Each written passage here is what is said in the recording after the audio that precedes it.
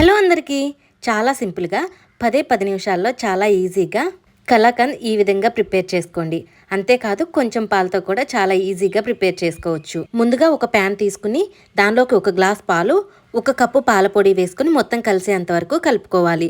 మొత్తం కలిసిన తర్వాత దానిలోకి 2 టేబుల్ స్పూన్ వరకు నెయ్యి, 2 టేబుల్ స్పూన్ పంచదార వేసుకుని మొత్తం కలుపుకుని స్టవ్ ఆన్ చేసుకోవాలి.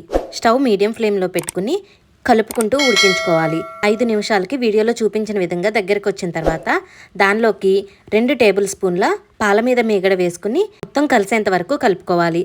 మొత్తం కలిసిన తర్వాత వీడియోలో చూపించిన విధంగా వచ్చిన తర్వాత 1/2 టేబుల్ స్పూన్ యాలకుల పొడి వేసుకుని స్టవ్ ఆఫ్ చేసుకుని నెయ్యి రాసుకున్న ఒక గిన్నెలో వేసుకుని మొత్తం సమానంగా చేసుకుని ఒక గంట సేపు పక్కన పెట్టేసేయండి. 1 అవర్ తర్వాత ఎడ్జెస్ కట్ చేసుకుని ప్లేట్లో ఉల్టా పెట్టుకుని పీసెస్ కట్ చేసుకోవటమే. అంతేనండి, చాలా ఈజీగా ఇన్స్టెంట్ కలాకండ్ రెడీ అవుతుంది. చాలా బాగుంది. ఒకసారి మీరు కూడా ట్రై చేసి చూడండి. Thank you for watching.